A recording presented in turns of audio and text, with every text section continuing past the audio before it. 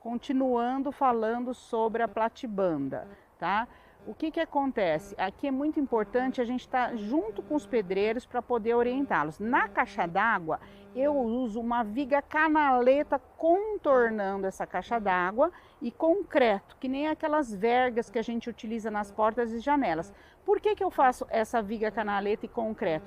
Porque ali eu vou apoiar a madeira, a terça, que vai dar a sustentação da caixa d'água. Então, eu apoio essa terça, depois eu faço um tablado, eu apoio essa terça de fora a fora na alvenaria, então ela fica travada. E em cima dela eu faço um tablado de tábua de garapa, uma tábua boa, né, de peroba, dependendo da sua região. Não vai fazer com tábua de pinos, pelo amor de Deus, que não vai ter sustentação, tá?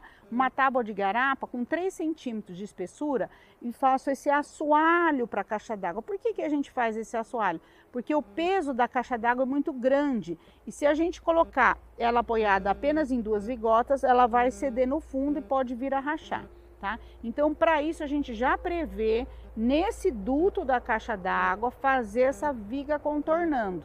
Tá? É muito importante a gente estar acompanhando os pedreiros e posicionar essa altura dessa viga. Se uma caixa d'água de 2.000 litros, é um nível. Se você vai colocar uma caixa de 1.000 litros, é outro nível dessa viga. Então, no projeto de arquitetura, você pode estar contemplando essa informação para que eles possam fazer corretamente na obra, tá bom?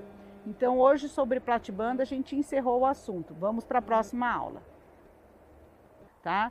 O que que acontece? Aqui é muito importante a gente estar junto com os pedreiros para poder orientá-los. Na caixa d'água, eu uso uma viga canaleta contornando essa caixa d'água e concreto, que nem aquelas vergas que a gente utiliza nas portas e janelas.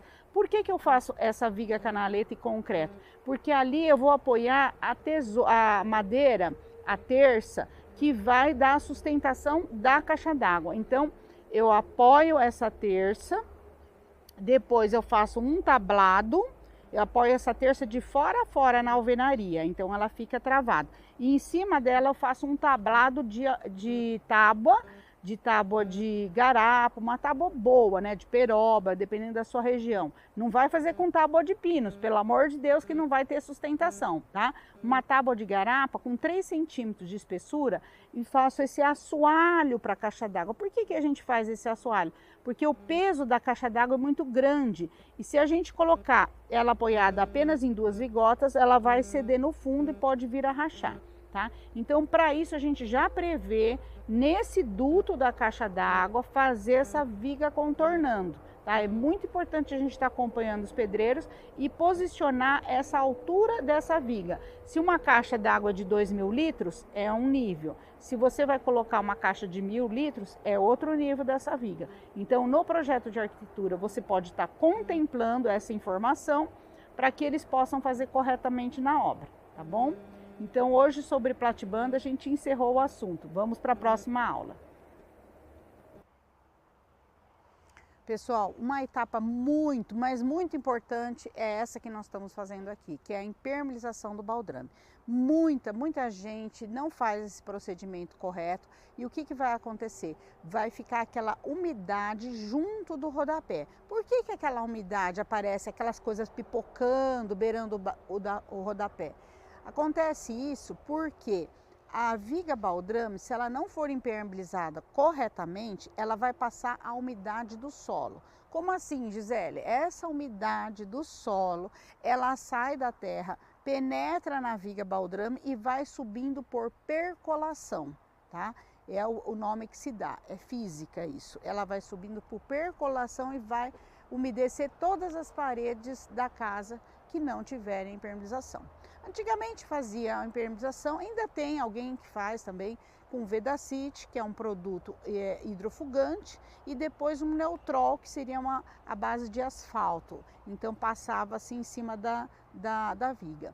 Hoje a gente está adotando a manta asfáltica, porque primeiro ela é rápida, muito mais fácil de ser aplicada e muito mais eficaz. Porque o que acontecia? Essa impermeabilização com o hidrofugante Se ela não fosse bem feita, se o Neutrol não passasse 3 demões bem feitinhas, o que ia acontecer? Essa umidade ia acontecer de passar para o tijolo, tá? Então a manta asfáltica, ela adere na viga toda, tá?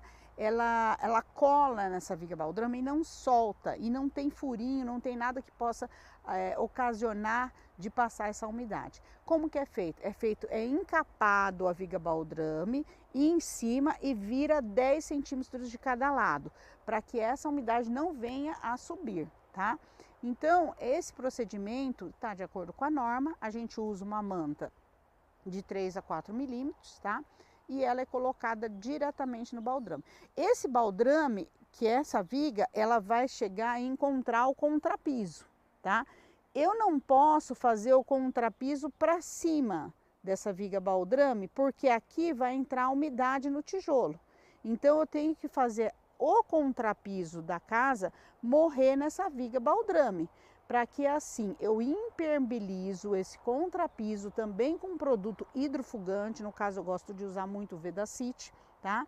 Eu faço esse contrapiso todo impermeabilizado e ele morre nessa viga baldrame que já está impermeabilizada com essa manta. Assim eu crio uma camada de produtos impermeabilizados. Dessa forma eu evito que essa umidade venha a subir, porque não adianta nada, você convém comigo, eu faço a viga baldrame, aí venho com o contrapiso mais alto, olha aqui o espaço que eu tenho entre um e o outro para poder entrar essa umidade. Então, todo cuidado é devido. Tá? O acompanhamento, gente, é super importante. É isso que eu quero que vocês entendam, tá bom? Boa aula e até a próxima. O que acontece? Aqui é muito importante a gente estar junto com os pedreiros para poder orientá-los. Na caixa d'água, eu uso uma viga canaleta contornando essa caixa d'água e concreto, que nem aquelas vergas que a gente utiliza nas portas e janelas. Por que eu faço essa viga canaleta e concreto?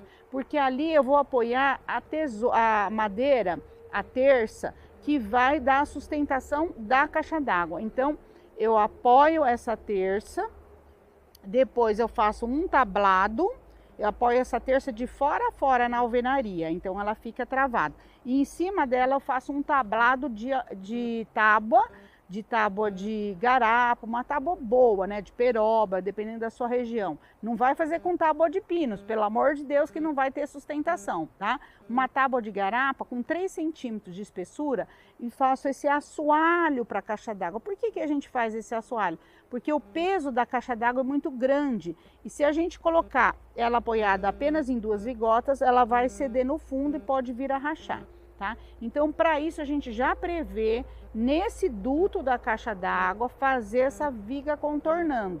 Tá? É muito importante a gente estar acompanhando os pedreiros e posicionar essa altura dessa viga. Se uma caixa d'água de 2.000 litros, é um nível. Se você vai colocar uma caixa de 1.000 litros, é outro nível dessa viga. Então, no projeto de arquitetura, você pode estar contemplando essa informação para que eles possam fazer corretamente na obra, tá bom?